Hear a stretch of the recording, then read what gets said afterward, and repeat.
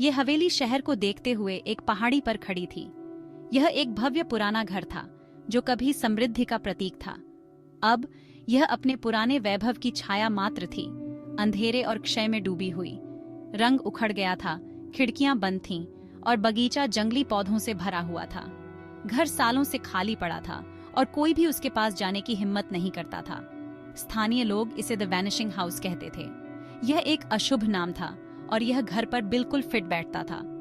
कुछ लोगों ने इसकी हिम्मत की और जिन्होंने की, उन्होंने केवल धीमी आवाज में बात की। उन्होंने कहा कि घर शापित था।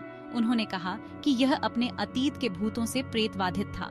घर का लोगों पर एक अजीब सा असर पड़ता था।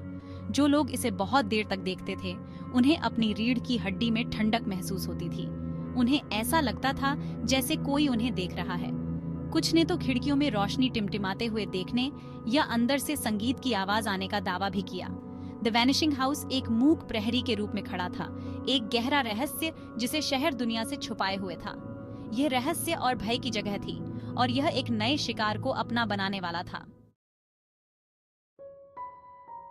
द वैनिशिंग हाउस की कहानी आधे अधूरे सच और स्थानीय लोक कथाओं का एक उलझा हुआ जाल था।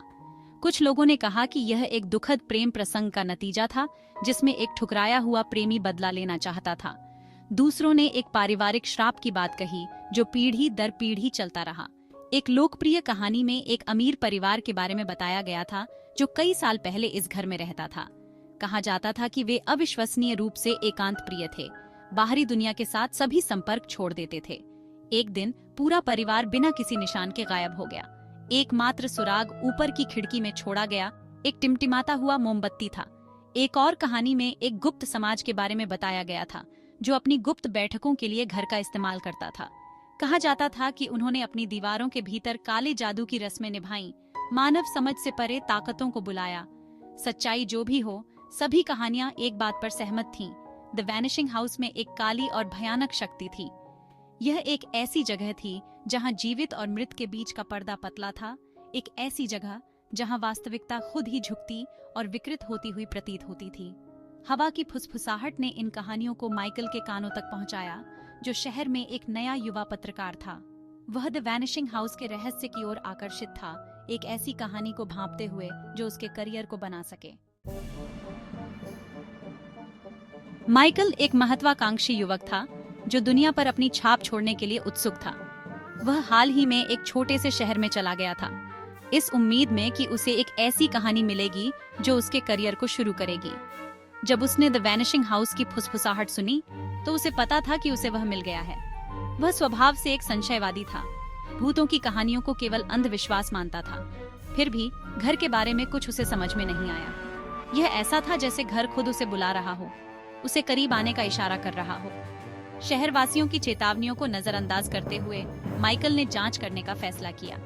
उसने कहानियां सुनी थीं, जाहिर है, लेकिन उसने उन पर विश्वास करने से इनकार कर दिया।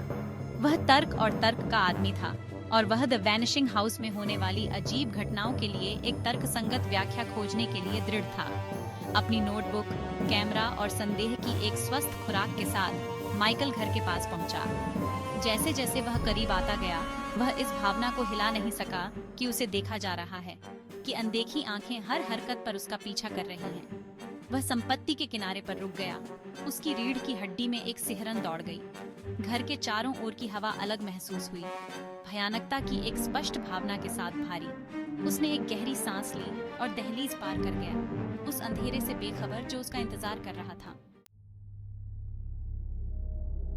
घर के अंदर का भाग अंधेरा और धूल भरा था, सड़ांध की गंध से हवा घुटन भरी थी। माइकल सावधानी से गिरे हुए प्लास्टर और टूटे फर्नीचर पर कदम रखा। सन्नाटे में उसकी पदचाप गूंज रही थी। अलंकृत झुमरों से मकड़ी के जाले चिपके हुए थे और शानदार साज सज्जा के अवशेषों ने एक लंबे समय से चले आ रहे वैभव की ओर इशारा किया।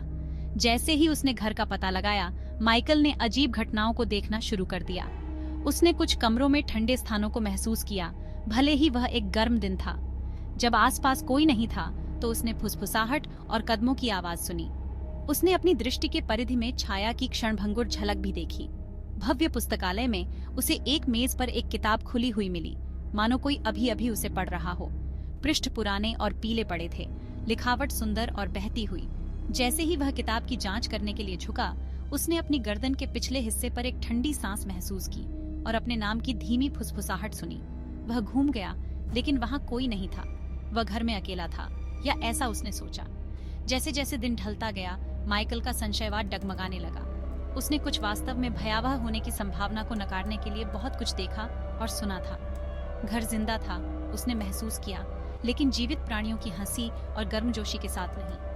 यह एक ठंडी, द्वेषपूर्ण ऊर्जा के साथ स्पंदित होता था, जिससे उसकी रीढ़ की हड्डी में कंपी दौड़ जाती थी।